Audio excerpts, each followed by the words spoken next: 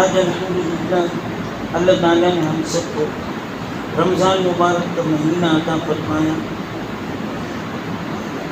اس مہینے کو خاص طور سے قرآن سے پوچھا دیے تھے. یہ اللہ کا احسان ہوتا ہے کہ تراویح کے اندر اللہ تعالیٰ ہمیں پورا قرآن سننے کی توفیق عطا فرماتے ہیں. اس لیے کوشش یہ کی جا رہی ہے کہ قرآن سال بھر میں ایک مرتبہ ہمیں پورا قرآن ختم کرنے کا سننے کا موقع ملتا ہے. تو کیا اچھی بات ہو کہ قرآن کو سمجھ کر پڑھی جائے. قرآنی احکامات جو ہیں ان کو ہم سمجھیں کہ اس میں اللہ تعالیٰ کیا احکام بیان فرما رہے ہیں. جیسے سورہ فاتحہ ہے، یہ خود ایک مستقل دعا ہے. تفسیر تو الگ بات ہے، خالی سورہ فاتحہ کی تفسیر کی جائے تو کتابیں پر کتابیں لکھنی پڑ جائیں. یہ سورہ فاتحہ خاص طور سے ہدایت کی دعا اور گمراہی سے بچنے کی یہ دعا ہے. سورہ فاتحہ کے بے شمار فضائل ہیں. کسی بھی مسئلے کے لیے اگر سورہ فاتحہ کو پڑھا جائے تو اللہ تعالیٰ اس مسئلے کو حل فرما دیتے ہیں. پھر اس کے بعد سورۃ البقرہ. سورہ بقرہ میں اللہ تعالیٰ نے خاص طور سے بنی اسرائیل کا بیان کیا ہے. سورہ بقرہ کے فضائل میں آیا کہ اگر کسی کے گھر میں شیاطین جنات آپ لوگ پیچھے پڑے ہوئے، یہ ہو گیا وہ ہو گیا، اگر سورہ بقرہ کی تلاوت اپنے گھروں میں کی جائے تو اللہ تعالیٰ شیاطین کی شرارتوں سے، جناتوں کی شرارتوں سے، اسی طریقے سے جادو سے، سحر سے اللہ تعالیٰ حفاظت فرما دیتے ہیں. اللہ تعالیٰ بنی اسرائیل کا تذکرہ کرتے ہوئے یوں فرما رہے ہیں، ان کے اوپر جو اللہ کی نعمتیں ہیں، یا بنی بار بار یا بنی اسرائیل اذکروا نعمتی التی انعمت علیکم، کہ بنی اسرائیل ہم نے تمہارے اوپر نعمتوں کا اتمام کر دیا ہے، طرح طرح کی نعمتیں تمہارے اوپر نازل کی ہے.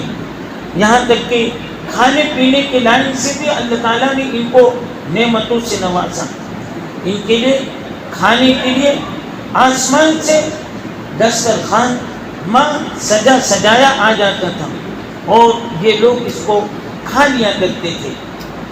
لیکن ایک مرتبہ ان کے اندر ناشکری کی کیفیت پیدا ہوئی. اب کہنے لگے کہ یہ کیا بات ہے، روزانہ ہم لوگ بس اس طریقے سے من سلوہ ان کے لیے آ جاتا تھا، یعنی میٹھا کھانا، تو اب ان کو تیکھا اس طریقے سے اور مختلف غذا کی ضرورت پڑی. انسانی فطرت ہے کہ انسان ایک ہی کھاتے کھاتے وہ اٹھتا جاتا ہے، اس کو ہر وقت الگ کھانا چاہیے. تو اس طریقے سے ان لوگوں نے شکایت کیا کہ یہ کیا ہے، ينبت الارض من بقلها وقثائها وفومها وعدسها وبصلها، کہ بس ہم لوگ بس بقالے ہی کھا رہے ہیں اور لہسن پیاز، بس یہ بھی ہمیں اور زیادہ ملنا چاہیے. صرف من سلوا نہیں بلکہ اور بھی ہمیں قسم کے کھانے چاہیے. آپ صلی اللہ علیہ وسلم نے ایسے موقع پر ارشاد فرمایا تھا کہ اگر بنی اسرائیل اس طریقے سے یہ طلب نہ کرتے تو ہمیں بھی محنت نہ کرنا پڑتا. اس طریقے سے اللہ کا نظام چلتا اور اللہ کی طرف سے کھانے پینے کا ایسا ملتا رہتا اور ہم عبادت میں مشغول لیتے. پھر بنی اسرائیل کو اللہ نے کیا کیا حکم دیا، وَإِذْ أَخَذْنَا مِيثَاقَ بَنِي إِسْرَائِيلَ لَا تَعْبُدُونَ إِلَّا اللَّهَ، کہ بنی اسرائیل کو یہ عہد دیا گیا کہ تم وعدہ خلافی نہ کیا کرو، ایک اللہ کی عبادت کیا کرو. وَبِالْوَالِدَيْنِ إِحْسَانًا، والدین کے ساتھ احسان کا معاملہ کیا کرو. وَذِي الْقُرْبَى وَالْيَتَامَى وَالْمَسَاكِينِ وَقُولُوا لِلنَّاسِ حُسْنًا، اور یتامہ مساکین کے ساتھ اچھا برتاؤ کیا کرو اور لوگوں کے ساتھ حسن اخلاق کا معاملہ کیا کرو. وَقُولُوا لِلنَّاسِ حُسْنًا وَأَقِيمُوا الصَّلَاةَ وَآتُوا الزَّكَاةَ، نماز کو قائم کیا کرو، زکوٰۃ کو ادا کیا کرو. پھر اس کے بعد بنی اسرائیل کے حکم کے بعد پھر اللہ تعالیٰ نے یہود و نصارہ کا تذکرہ فرمایا کہ یہود نصارہ یہ اصل اللہ کو ماننے والے، نبی کو ماننے والے، لیکن انہوں نے غلو کر دیا دین کے اندر. انہوں نے زیادتی کر دیا، اپنے نبیوں کو، اپنے پیغمبروں کو اللہ کے درجے تک پہنچا دیا۔ اس لیے ہمیں پیغمبروں کو ماننا ہے، لیکن اتنا ان کا درجہ نہیں بڑھانا ہے کہ اللہ تک ہم ان کو پہنچا دیں، بلکہ نبی نبی ہے، اللہ اللہ ہے۔ جیسے اللہ کی وحدانیت میں کسی کو شریک نہیں کیا جا سکتا، اسی طریقے سے نبی کی نبوت میں کسی کو شریک نہیں کیا جا سکتا۔ وَاتَّخِذُوا مِن مَّقَامِ إِبْرَاهِيمَ مُصَلًّى، اللہ تعالیٰ نے حضرت ابراہیم علیہ السلام کا تذکرہ کرتے ہوئے فرمایا مقام ابراہیم کا کہ وہاں پر نمازیں پڑھا کیا کرو۔ اصل میں حضرت عمر رضی اللہ تعالیٰ عنہ کی منشا پر یہ آیت نازل ہوئی۔ حضرت عمر رضی اللہ تعالیٰ عنہ ایسی شخصیت ہے، 17 ایسے مقامات ہیں کہ حضرت عمر رضی اللہ تعالیٰ عنہ نے جو چاہا اللہ تعالیٰ نے ایسا کیا۔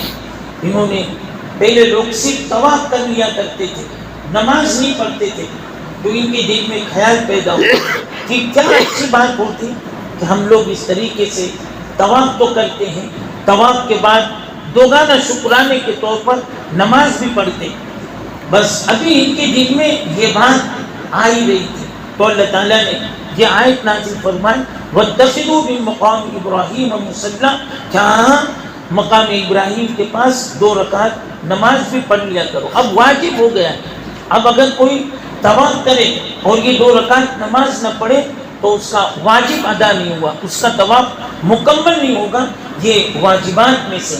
ابراہیم علیہ السلام نے جو دعا مانگی وَإِذْ قَالَ إِبْرَاهِيمُ رَبِّ اجْعَلْ هَٰذَا بَلَدًا آمِنًا، کہ اللہ اس بلد امین میں اللہ تو امن عطا فرما اور لوگوں کو رزق عطا فرما اور قسم قسم کے پھل فروٹ عطا فرما۔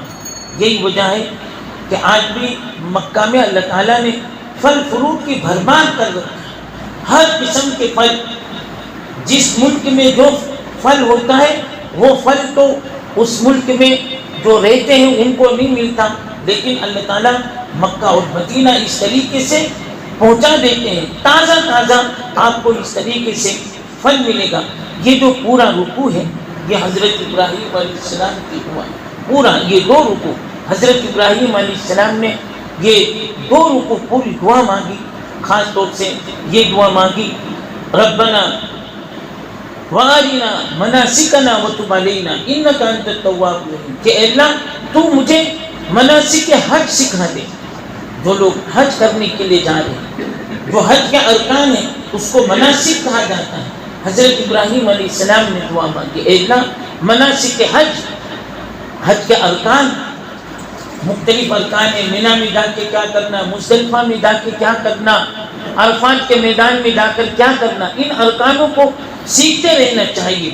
پھر حضرت ابراہیم علیہ السلام اپنے تمام بیٹوں کو جمع کر کے ایک وصیت اور نصیحت کر رہے ہیں ان کنتم شہداء اذ حضر یعقوب الموت، جب حضرت یعقوب علیہ السلام کا آخری وقت آیا تمام بیٹوں کو جمع کرتے ہیں، اور بیٹوں کو جمع کر کے یوں کہتے ہیں اذ قال لبنیہ ما تعبدون من بعدی، او میرے بیٹوں میرے بعد میں تو دنیا سے رخصت ہو رہا ہوں، اب کس کی تم عبادت کرو گے، کس کی بندگی کرو گے؟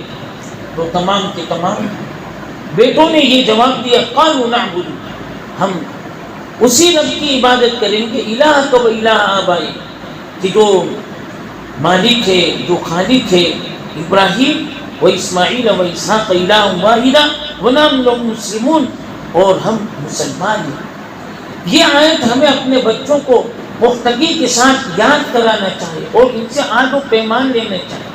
آج شرک اور کفر عام ہوتا چلا جا رہا ہے، لوگ دوسروں کی پرستش، ان لوگوں میں جیسے کسی کو بھی اچھا آدمی سمجھ لیا اس کی عبادت کرنے لگے، اس کی پوجا کرنے لگے، تو دھیرے دھیرے یہ باتیں مسلمان بچوں کے اندر بھی پیدا ہو رہی ہے۔ وہ بھی کسی چیز کو دیکھتے ہیں، خاص طور سے کوئی ان کا جو بڑا ہوتا ہے وہ تو جس کو چاہے الہ بنا لے، وہ تو جس کو چاہے رب اپنا بنا لے اور اسی کے آگے ماتھا ٹیکنے لگے۔ یہ تو اللہ تعالیٰ نے مسلمانوں کو یہ توفیق عطا فرمائی کہ وہ ایک ہی اللہ کی عبادت کرتے ہیں۔ پھر اس کے بعد دوسرا پارہ سیقول السفہاء من الناس، اس میں اللہ تعالیٰ ایمان والوں کو صبر اور نماز کی تعلیم دے رہے ہیں، اور جو آزمائشیں آ رہی ہیں ان آزمائشوں پر صبر کرنے کو تعلیم دی جا رہی ہے، اور آخر میں یہ کہا جا رہا ہے کہ تمہارے لیے یہ چیزیں حرام ہے۔ حرم علیکم المیتۃ والدم ولحم الخنزیر، کہ جمع ہوا خون خنزیر، اور جو شریعت نے جو حرام کیا ہے اس کے اندر مصلحت ہے۔ دیکھو خنزیر کو حرام کیا، جو لوگ خنزیر کھاتے، آج کے لوگ بھی، غیر لوگ بھی جنگی وہ نہیں کھاتے، انہیں بھی پتہ ہے کہ خنزیر کھانے سے بے حیائی بے شرمی پیدا ہوتی ہے، زنا کی خواہش پیدا ہوتی ہے۔ جو لوگ خنزیر کھاتے ہیں وہ فوراً زنا کی طرف متوجہ ہو جاتے ہیں۔ اس لیے قرآن نے ان تمام چیزوں کو جو انسان کو نقصان پہنچا رہے ہو اس کو حرام قرار دیا۔ کہ یہ آج پہلے تراویح ہے، ہمیشہ اسی طریقے سے پابندی کے ساتھ جیسے آج بڑی تعداد میں آئے، دھیرے دھیرے کم نہیں ہونا، بلکہ اللہ سے دعا مانگے۔ 1 مہینہ تو ہمیں ملا ہے، اس لیے روزانہ تراویح پابند، اور پھر یہ درس قرآن تھوڑی سی دیر لگتی ہے، کیا اچھی بات ہو کہ ہم قرآن سے لو لگائیں۔ اللہ تعالیٰ قرآنی تعلیمات پر ہم سب کو عمل کرنے کی توفیق عطا فرمائے۔